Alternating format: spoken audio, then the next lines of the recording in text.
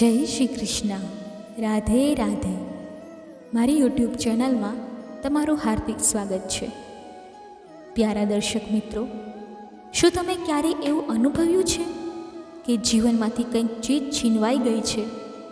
કોઈ સંબંધ, કોઈ સ્વપ્ન, કોઈ આશા, કંઈક એવું જે તમારા માટે બધું હતું અને હવે બસ ખાલીપણું બાકી છે. દિલમાં એક સવાલ ઉઠે છે, શું એ પાછું આવશે? શું એ સંબંધ, એ વ્યક્તિ, એ સમય જે ગયો છે એ પાછો આવી શકે છે? આજે હું તમને એ જ કહેવા આવ્યો છું જે શ્રી કૃષ્ણએ સદીઓ પહેલાં કહ્યું હતું, અને આજે પણ એ વાણી આપણા દરેક દુઃખનો જવાબ છે. આગળ વધતા પહેલાં વિડીયોને લાઈક કરો, ચેનલને સબસ્ક્રાઈબ કરો અને કોમેન્ટમાં એકવાર દિલથી લખો, જય શ્રી કૃષ્ણ, રાધે રાધે. શોક ન કરો.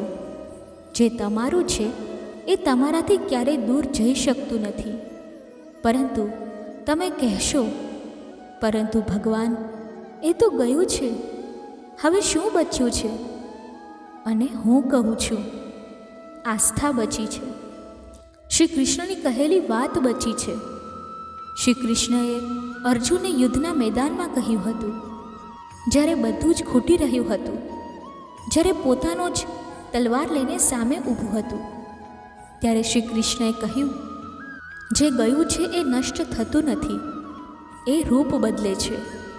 આ ફક્ત કોઈ યોદ્ધાની વાત નથી, આ તમારી, મારી, આપણા બધાના જીવનની વાત છે. ક્યારેક કોઈ પોતાનું આપણાથી દૂર ચાલ્યું જાય છે, મૃત્યુથી નહીં પરંતુ મનથી. કોઈ દગો આપી દે છે, કોઈ અચાનક ચાલ્યું જાય છે, અથવા એવી પરિસ્થિતિ બની જાય છે કે આપણે મજબૂર થઈ જઈએ છીએ. અને ત્યારે દિલ કહે છે, ભગવાન, શા માટે? હું તો સાચો હતો, તો પછી એ શા માટે ગયું? શ્રી કૃષ્ણએ જવાબ આપ્યો, જે ગયું છે એ તમારી નિષ્ઠાની પરીક્ષા લેવા ગયું છે. જે ચીજ તમારી પાસેથી છીનવાઈ ગઈ છે એ હંમેશ માટે ગઈ નથી. ક્યારેક ચીજોને થોડું દૂર જઈને તમારે જોવું પડે છે કે તમે હજી પણ એને ચાહશો, તમે હજુ પણ ભરોસો રાખશો. દરેક ચીજના પાછા આવવાની સંભાવના ત્યાં સુધી જીવંત છે જ્યાં સુધી તમે આશા નથી છોડતા. શ્રી કૃષ્ણ કહે છે, જે તમારું છે એ પાછું આવશે, પરંતુ જ્યારે તમે તૈયાર થશો. હવે તમે વિચારો, શું તમે તૈયાર છો કે તમે હજી પણ ભૂતકાળના દુઃખમાં ફસાયેલા છો? શ્રી કૃષ્ણ આપણને વારંવાર સમજાવે છે, જે થઈ ગયું એ થઈ ગયું, પરંતુ જે બાકી છે એ તમારા કર્મ પર આધાર રાખે છે. શું તમે ક્યારેય જોયું છે કે ઝાડમાંથી પાંદડા ખરે છે, પરંતુ શું વસંત પાછી નથી આવતી? ક્યારેક સમુદ્ર પાછળ હટે છે, પરંતુ શું મોજા પાછા નથી આવતા? આ જીવનનો નિયમ છે. જે ગયું છે એ પાછું આવશે, પરંતુ ત્યારે જ્યારે તમે ડરવાનું બંધ કરો. ક્યારેક આપણે એટલા તૂટી જઈએ છીએ કે જે આવવાનું છે એને જોવાની તાકાત પણ બાકી નથી રહેતી. પરંતુ યાદ રાખો, શ્રી કૃષ્ણ ત્યારે પણ તમારી સાથે છે જ્યારે તમને લાગે છે કે કોઈ નથી. અર્જુને પણ હાર માની લીધી હતી. તેણે ધનુષ નીચે મૂકી દીધું હતું. તેને કંઈ સમજાતું નહોતું, પરંતુ શ્રી કૃષ્ણએ હસીને કહ્યું, તમારું કામ યુદ્ધ કરવાનું છે, ફળની ચિંતા ન કરો. આજે પણ તમારા જીવનનું યુદ્ધ એ જ છે. તમારે તમારું કર્મ કરતા રહેવાનું છે. સંબંધોમાં સચ્ચાઈ, કામમાં ઈમાનદારી અને મનમાં વિશ્વાસ રાખવાનો છે. ક્યારેક તમને લાગશે કે તમે ઘણું બધું ગુમાવી દીધું છે, પરંતુ સત્ય એ છે કે તમે ફક્ત એ જ ગુમાવ્યું છે જે હમણાં તમારા લાયક નહોતું, અથવા કદાચ તમે એના લાયક નહોતા. પરંતુ જ્યારે તમે એના લાયક થઈ જશો તો જે ગયું છે એ પાછું આવશે, વધુ પરિપક્વ થઈને, વધુ સુંદર રૂપે, આ જ શ્રી કૃષ્ણનું આશ્વાસન છે. જ્યારે રૂકમણીએ શ્રી કૃષ્ણને દિલથી ચાહ્યા, ફક્ત ચાહ્યા, બોલ્યા વિના, માંગ્યા વિના, તો શું થયું? કૃષ્ણ પોતે ચાલ્યા આવ્યા. તો તમે પણ જો દિલથી કોઈ ચીજને ચાહો છો તો એ ચોક્કસ પાછી આવશે. પરંતુ પહેલાં પોતાને બદલો. તમારા મનને શાંત કરો, તમારી આત્માને સાફ કરો અને કૃષ્ણને કહો, હે માધવ, મને તમારામાં પૂરો ભરોસો છે. જે મારું છે એ પાછું આવશે. જો ન આવે તો હું સમજી જઈશ કે મારા જીવનની કથાનો ભાગ નહોતું. કૃષ્ણએ કહ્યું, હું દરેક એવા મનુષ્ય પાસે પાછો આવું છું જે મારામાં અખંડ શ્રદ્ધા રાખે છે. તો ડરો નહીં, જે ગયું છે એ પાછું આવશે. કદાચ આજે નહીં, પરંતુ જે દિવસે તમે કૃષ્ણ પર ભરોસો કરવાનો શીખી જશો એ દિવસથી તમારું જીવન બદલાવા લાગશે. અને આ જ આપણી યાત્રાની શરૂઆત છે, જ્યાંથી આપણે શીખીએ છીએ કે ખોવું એ હંમેશા અંત નથી હોતો. ક્યારેક ફક્ત એક વળાંક હોય છે, જ્યાંથી એ જ ચીજવસ્તુ વધુ સુંદર થઈને પાછી આવે છે. તો જેમ આપણે કહ્યું, જે ગયું છે એ પાછું આવશે જ્યારે તમે તૈયાર થશો. પરંતુ તૈયાર થવું એટલે શું? ક્યારેક આપણને લાગે છે કે હું તો રોજ રડું છું, તડપું છું, યાદ કરું છું. શું આ પ્રેમ નથી? શું આનાથી વધુ કોઈ તૈયાર હોઈ શકે છે? પરંતુ શ્રી કૃષ્ણ કહે છે, તમારું દુઃખ તમારી ભક્તિ નથી, તમારી શાંતિ જ તમારી સાચી શ્રદ્ધા છે. કૃષ્ણને એ ભક્ત ગમે છે જે દુઃખમાં પણ હસી શકે છે, જે એકલા રહીને પણ પ્રેમમાં ટકી શકે છે, જે પાછું આવવાની આશામાં જીવનથી મોઢું નથી ફેરવતા. તમે જોયું હશે, રાધા અને કૃષ્ણ એક નથી થયા, પરંતુ તેમ છતાં તેમનું નામ આજે પણ સાથે લેવાય છે. શા માટે? કારણ કે રાધાએ ક્યારેય કૃષ્ણને પોતાનાથી અલગ માન્યા જ નથી. કૃષ્ણ ચાલ્યા ગયા, પરંતુ રાધાએ તેમને મનથી જવા દીધા નહીં. શ્રી કૃષ્ણએ પણ રાધાને ક્યારેય ભૂલ્યા નહીં, કારણ કે એ પ્રેમ હતો, કોઈ સોદો નહોતો. તો જ્યારે તમે તમારા જીવનમાંથી કોઈને ગુમાવો તો વિચારો, શું એ પ્રેમ હતો? જો પ્રેમ હતો તો એ ચોક્કસ પાછું આવશે. ક્યારેક એ વ્યક્તિ નથી આવતી, પરંતુ એનું રૂપ બદલાઈ જાય છે. તમને કોઈ બીજામાં એ જ પોતાનાપણું દેખાવા લાગે છે. એ જ વાત, એ જ અનુભવ. અને ત્યારે સમજાય છે કે કૃષ્ણ જૂઠું નથી બોલતા. જે ગયું છે એ પાછું આવે છે, પરંતુ એ જ રૂપમાં નહીં, એ રૂપમાં જે તમારા માટે યોગ્ય હોય. ક્યારેક તમે જૂનું ઘર છોડો છો, પછી નવા ઘરમાં એ જ જૂની હવા મળે છે. ક્યારેક તમે એક સંબંધ ગુમાવો છો, પછી કોઈ અજાણ્યો તમને એવું જ પોતાનાપણું આપે છે. બધું પાછું આવે છે, ક્યારેક વ્યક્તિ બનીને, ક્યારેક અનુભવ બનીને, અને ક્યારેક શીખ બનીને. પરંતુ એક વાત હંમેશા યાદ રાખો, તમારે પોતાને નાના નથી બનાવવાનું કોઈના પાછા આવવાની આશામાં. શ્રી કૃષ્ણ ક્યારેય નથી કહેતા કે દયા કરો, રડતા રહો તો હું આવીશ. ના, એ કહે છે પોતાને ઓળખો, તમારી શક્તિને ઓળખો. જ્યારે તમે પોતાના પર વિશ્વાસ કરશો ત્યારે બ્રહ્માંડ તમારી ખોવાયેલી ચીજોને પોતે પાછી લાવી દેશે.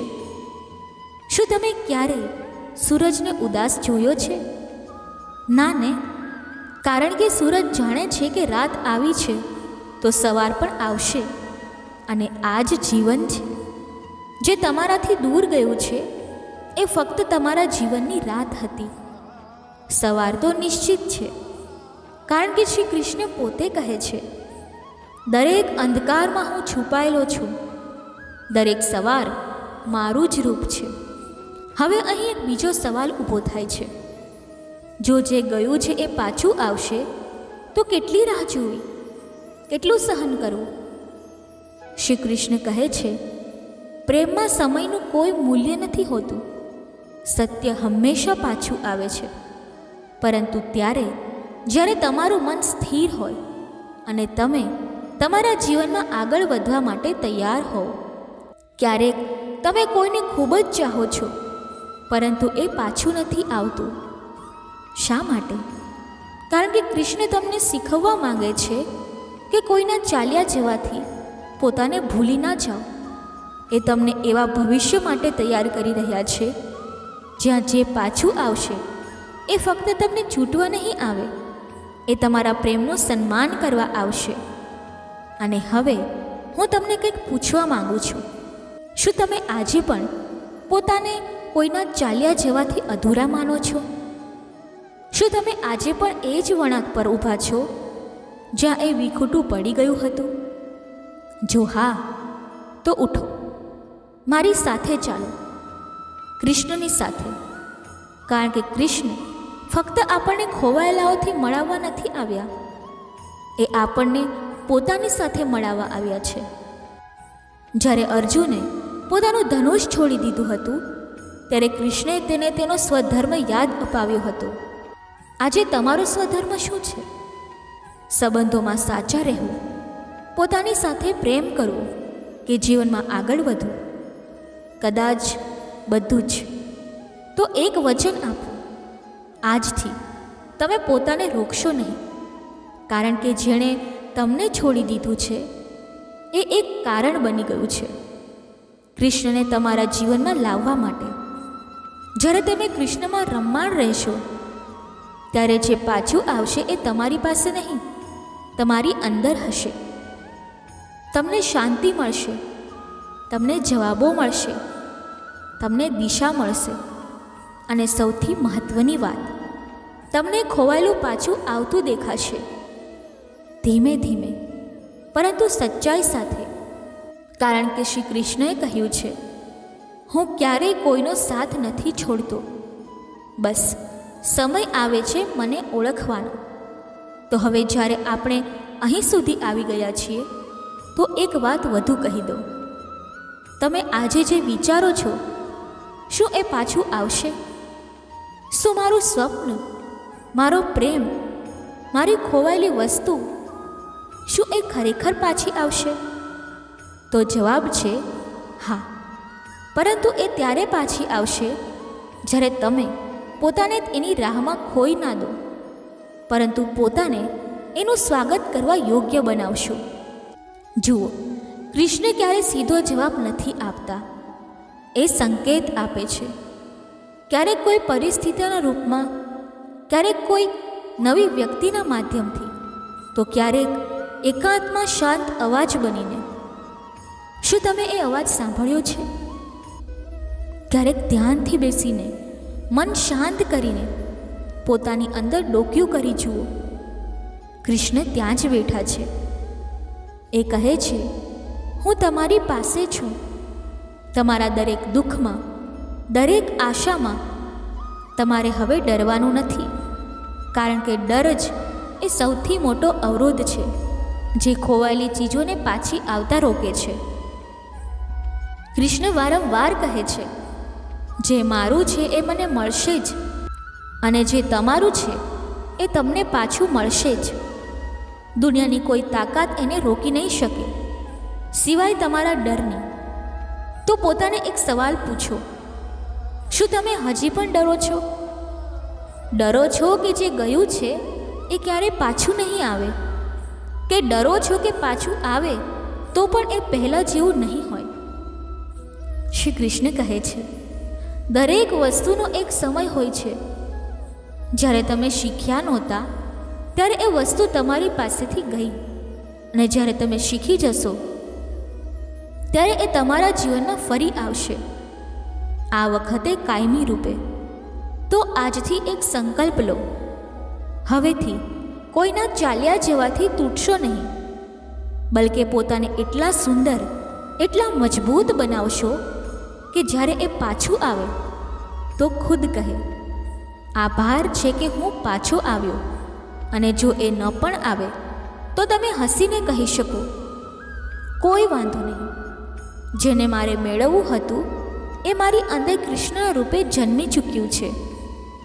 આ જ જીવન છે, આ જ આત્માની યાત્રા છે, જ્યાં એક દિવસ આપણે સમજી જઈએ છીએ કે વસ્તુ આપણે ગુમાવી હતી એ ક્યારે બહાર હતી જ નહીં, એ તો આપણી અંદર જ હતી. બસ આપણે ઓળખી શક્યા નહોતા. તો હવે ઓળખી લો કે કૃષ્ણ ક્યાંય બહાર નથી, એ તમારા શ્વાસોમાં છે, તમારી ધડકનોમાં છે, અને એ પ્રેમમાં છે જે તમે કોઈ માટે સચ્ચાઈથી અનુભવ્યો હતો. હવે સમય છે તમારી અંદરના કૃષ્ણને જગાડવાનો, જેથી તમે એ ભરોસા સાથે આગળ વધી શકો કે જે ગયું છે એ કાં તો પાછું આવશે કે પછી એનું વધુ સારું રૂપ આવશે. અને બંને બાબતમાં તમે હાર્યા નથી, જીત્યા છો. તો હવે જો તમારા દિલમાં થોડો પણ વિશ્વાસ છે કે કૃષ્ણે તમારા માટે કંઈક સુંદર રચ્યું છે, તો કોમેન્ટમાં ચોક્કસ લખો, જય શ્રી કૃષ્ણ, રાધે રાધે, જેથી આખું બ્રહ્માંડ સાંભળે કે તમે હવે ડરતા નથી, તમે હવે તૈયાર છો. અને હા, જો આ વિડીયોએ તમારા દિલને સ્પર્શ કર્યું છે તો એને ચોક્કસ લાઈક કરો, ચેનલને સબસ્ક્રાઈબ કરો, કારણ કે આગળ પણ આવી જ રીતે શ્રી કૃષ્ણની વાણીને અમે રોજિંદા જીવન સાથે જોડીને તમારા સુધી લાવતા રહીશું. અને છેલ્લે, જો તમે આ સમયે કોઈ દુઃખ, કોઈ દૂરી, કોઈ ખોવાયેલી ક્ષણમાંથી પસાર થઈ રહ્યા છો, તો બસ તમારા મનમાં એક વાત દોહરાવો, ડરો નહીં, જે ગયું છે એ પાછું આવશે, કારણ કે કૃષ્ણ કહે છે. ધન્યવાદ. જય શ્રી કૃષ્ણ. રાધે રાધે.